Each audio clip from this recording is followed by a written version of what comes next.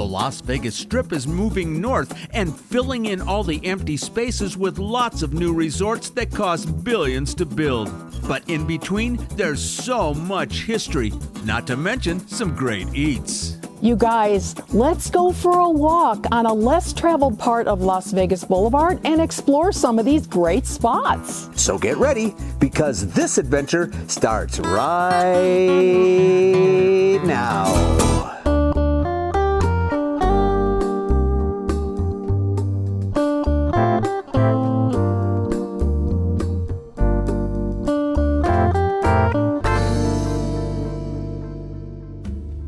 It's another March Monday, and LVIO is off for another adventure on the Strip. Pay attention as we drive north between the Encore and the Fontainebleau, because this stretch of Las Vegas Boulevard is our subject for today. We are going to poke into lots of these businesses and maybe entice you to come up to the north end and explore as well.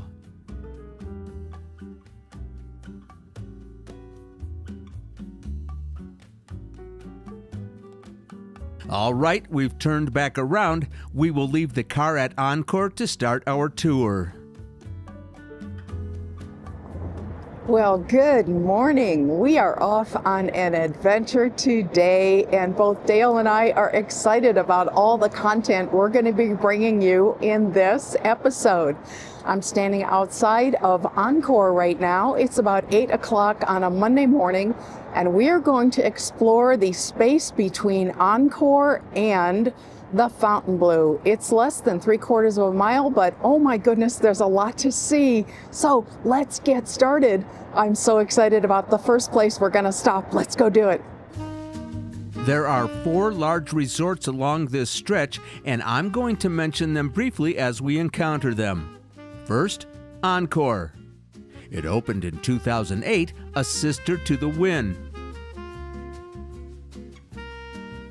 It cost $2.3 billion and has a 48-story tower with 2,034 rooms. Just north of the Encore property is a little side street called Cathedral Way. Now, as you might guess, there's a cathedral at the end of it called Guardian Angel. It is the central spiritual home for Catholics across southern Nevada. It's now straight up 8 a.m., and the bells in the spire are chiming the hour. At the base of the 4-sided spire is a statue of the Holy Family and an inscription that is very appropriate for this tourist town. May the Holy Family bless our visitors and protect them on their journey homeward. Soaring into the sky at the top of the spire, a white cross.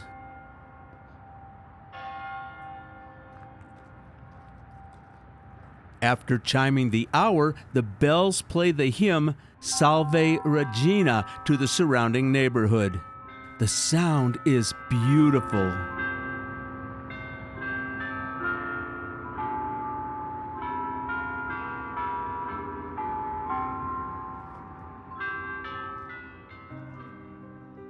The building is world-renowned for its architectural design, the modernist A-frame style, and the mosaic over the main entrance. The mosaic was done in 1970 by Hungarian artist Edith Pietzek and depicts the guardian angel and 3 figures: penance, prayer, and peace. The story of how this cathedral came to be is fascinating and very moving. Stay with us and we'll tell you shortly. Meanwhile, let's go in.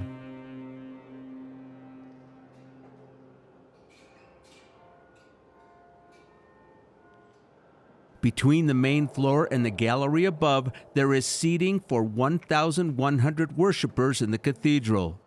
They run masses on both Saturdays and Sundays to accommodate tourists and locals. Now here's a fun fact. They had to get special permission from Rome to do the early Saturday afternoon Mass.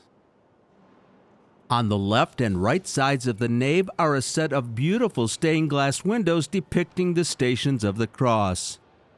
Each is placed inside a triangular niche, which you can see even better from the outside of the building. They were done by Edith Pietzek's sister, Isabel.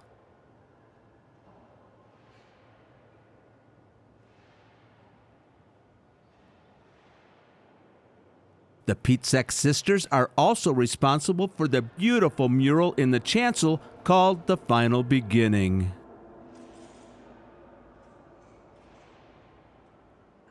Well, hey, future Paula and Dale here, and as promised, we want to tell you the story of the Guardian Angel Cathedral. All right, let's go back to the year 1958. The food and beverage manager for the Stardust and the Desert Inn approached a local pastor and asked if he'd be willing to offer a mass for the Catholic hospitality workers that worked on the strip.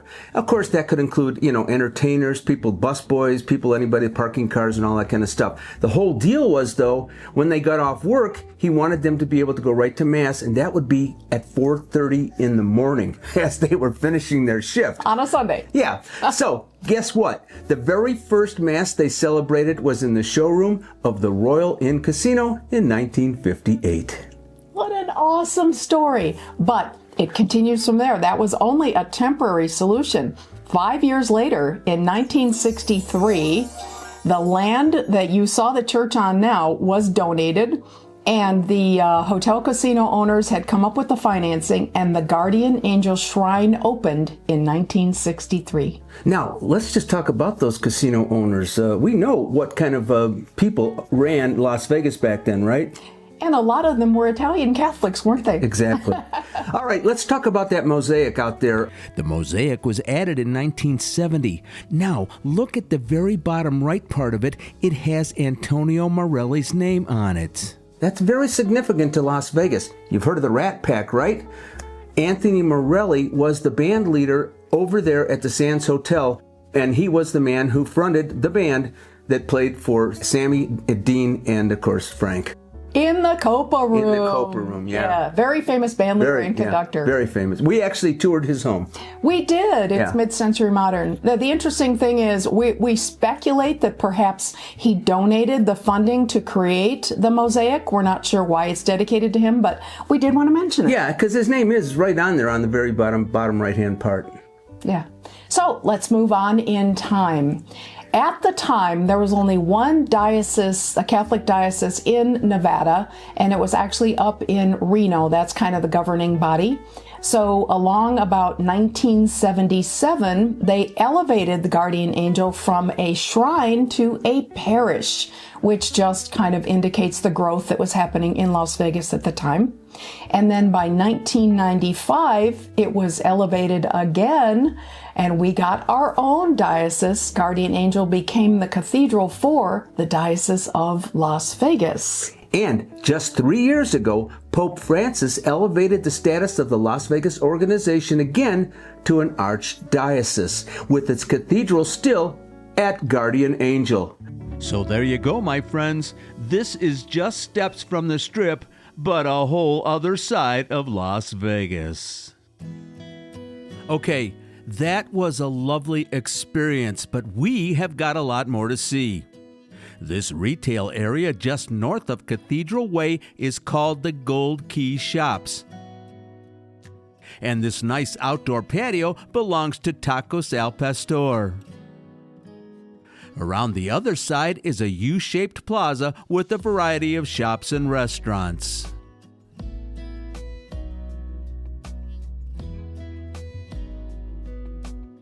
The next block is home to some touristy things that you'd expect to find on the Strip. Elvis telling fortunes. A pressed penny machine. And a typical t-shirt and souvenir shop.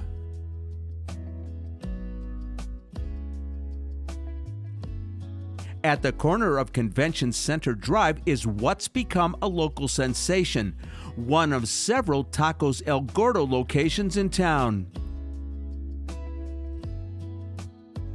This is a family-owned company out of Tijuana that has been in business since 1972. They arrived in Las Vegas in 2010, and the place draws crowds like you wouldn't believe. It wasn't open when we first went by, but on the way back, we stopped in. It is 10:50 in the morning on a Monday, and just look at all the people. Tacos El Gordo's claim to fame is an authentic Tijuana taco experience, and as you can see, it definitely sells.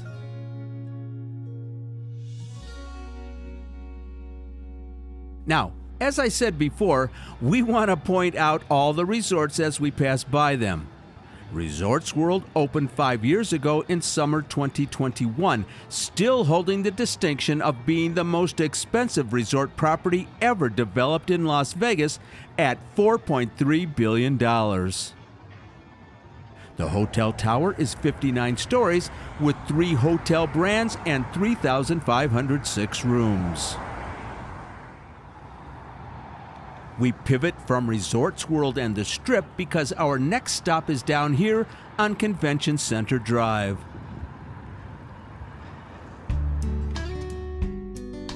Of course, it's so named because the world-famous Las Vegas Convention Center is at the end of it. We're not going that far, though. This is our stop. Siegels Bagelmania is a local hidden gem just off the Strip, but famous among the who's who of Las Vegas. It's a huge 10,000 square foot building with a mid-century modern design and lots of signage. Plus, talk about a great location. In 2021, the LVCC West Hall opened right next door, a $1 billion expansion that added 1.4 million square feet and more hungry attendees to our convention offering. Bagelmania is a modern-day Jewish delicatessen and bakery with a history here in Las Vegas since 1989. It was purchased by Steven Siegel in 2018, and this flagship location was built. By the way, we have never been here before. Just inside the door is a little pop-up counter for our local pink box donuts. Also at the door are the gaudy in the best way winners belts for the World Bagel Eating Championships. And you heard that right, that's for real. Siegels has an expansive to-go deli and bakery.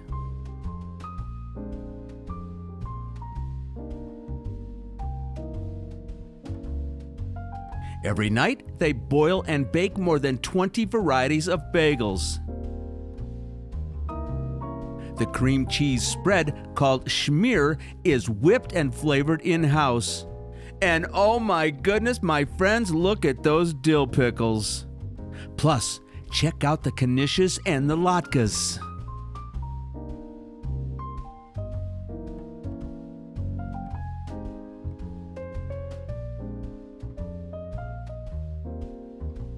Love this mid-century sign. So, the spacious and sunlit dining room has seating for 200 and promotes an old-school family dining experience.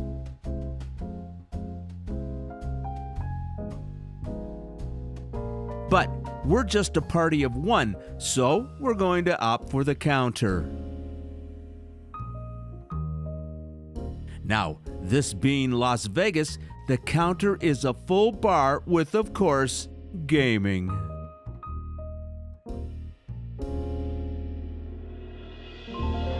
Well, hello, my friends. I am at the counter at Bagelmania. I just wanted to give you an update. I've actually been here for more than half an hour. I was promptly waited on. I got a tea and I ordered one of their famous bagel sandwiches for breakfast. However, it is like 35 minutes later and there's no sign of my sandwich.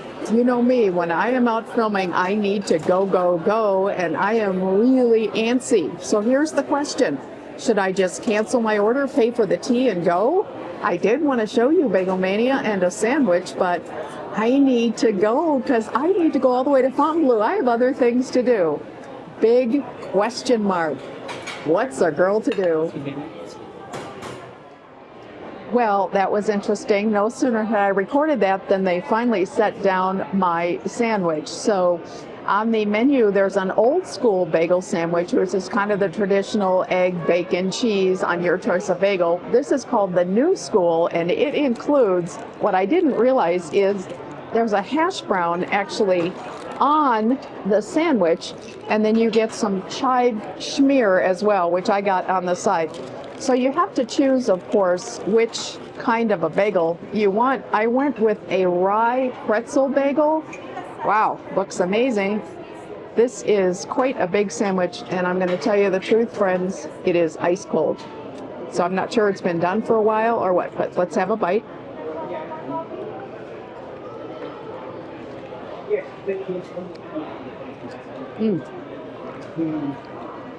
So I have salt on the pretzel bread, which I wasn't sure that was going to be the case. Interesting flavor combination with the eggs and the bacon. It's hard to get a bite. Let me try again. That's better.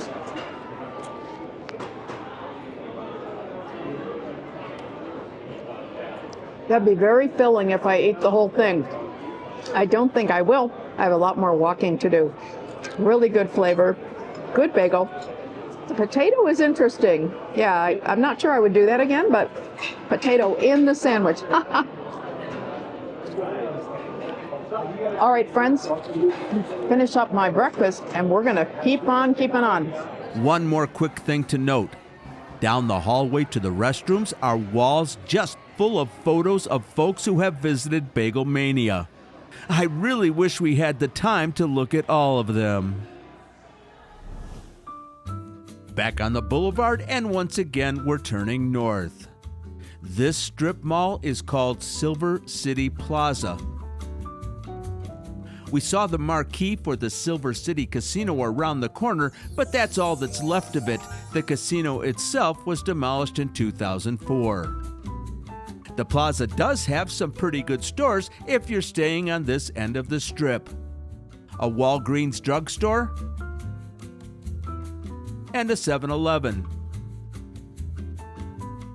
Denny's open 24 hours. And a Ross location in case the clothes you pack don't fit the weather. Just past the plaza is another local legend, the iconic Peppermill. Since 1972, it's been a time capsule of classic Las Vegas. Not to worry though, we'll be back here on the return trip. Moving on, next door is the strip frontage for the Convention Center West Hall. As you can see, it is set far back from the street here, allowing more room for expansion as needed. By the way, we are just now reaching the end of the massive Resorts World footprint. The strip frontage this place occupies cannot be overstated. We're almost there, my friends, but as we travel this last stretch, let's turn our attention to the buildings across the street to our west. First, a community center provided by our Metro Police Department. Then, an always welcome pair of golden arches. And finally, the iconic Slots of Fun little sister to Circus. We're now approaching the final cross street on this walking tour, Elvis Presley Boulevard. Are you still with me? Across the boulevard is Circus, which opened its doors in 1968, one of our first family-oriented properties and still going strong. Now here's a fun fact. It is actually home to the largest permanent circus in the world. Now, Jay Sarno explained the name. He said he originally wanted to build a Roman circus motif, but decided instead on a design we'd all be familiar with, a circus. And the last of the 4 resorts we're going to touch on today, our destination, and the newest addition to this end of the strip, the beautiful Fontainebleau.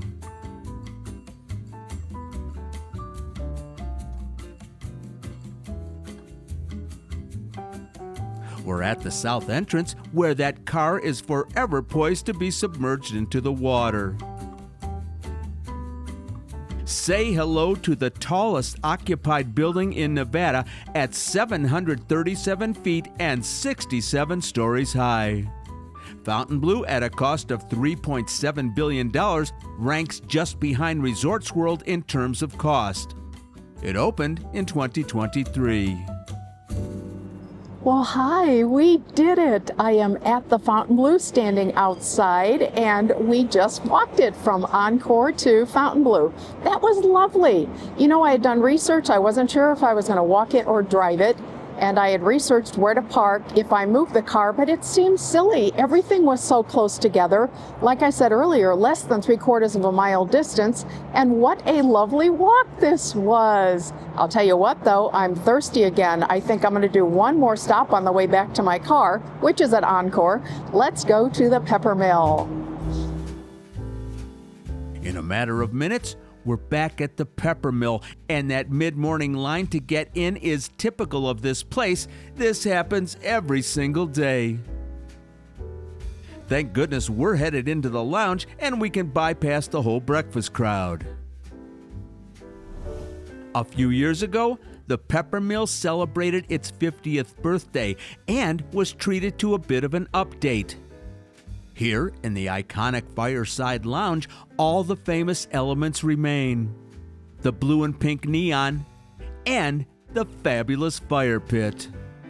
Even today, with record-breaking heat outside, the fire is really toasty.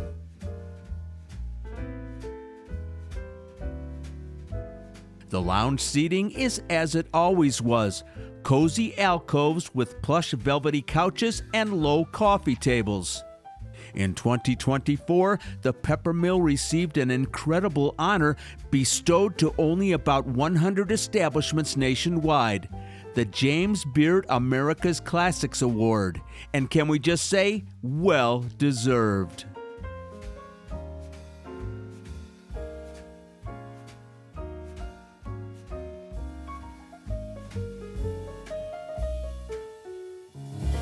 Well, hello again. As promised, here we are, Fireside at the Peppermill, and I'm having a mimosa. It's actually pineapple, strawberry, and champagne, and after that long walk, it's wonderful. Oh, frothy at the top, fruity, cold, and I have a garnish of some pineapple and some strawberry, which I'm going to munch on. This is the perfect ending to my little outing today, and I'm so grateful that I did it. What a fun trip this has been. I can't wait to sit down with Dale and edit this. We will see you back at home sitting at the counter. Bye. Well, there you go. What'd you think about Blue Paula? Blue Paula. Tell you what. That was kind of nutty. Plus, we fooled you. We're not at the kitchen counter. We're in the backyard. Yeah, how about that? It's a beautiful day outside. Why wouldn't we be in the backyard? It's at least not blistering like it has been lately. So, there you go. Paula did a beautiful walk. I'm just curious, how many steps did you do on that one? Did you count them? It was about 10,000 steps. Really? It was a little less than 5 miles. So even though I say it was 3/4 of a mile, I did lots of back and forthing. And while she was doing that, I did 25 steps. I went from the bedroom out to the kitchen to get a cup of coffee and then back to the bedroom again. You worked hard on this one, didn't you? I worked very hard on this one. All right. If you're not subscribed, please subscribe. Don't forget to hit that notification button. Anything else you want to tell these nice people, Miss Paula? I just want to say, I hope you enjoyed all the little stories we told you. The story about the church was very heartfelt from both of us. And about Bagelmania, I certainly don't want to diss them. They are really, really popular. And we've heard from some of you, you say you go there like the minute you get off the plane. Yeah. Let me just say, if you're local, You can also try the Bagel Cafe over there on Buffalo. That's another wonderful Jewish bakery deli combination. So we got a couple of them here in town. All right. Hope you had a good time. We'll see you next time. Bye-bye, Bye, everyone. everybody.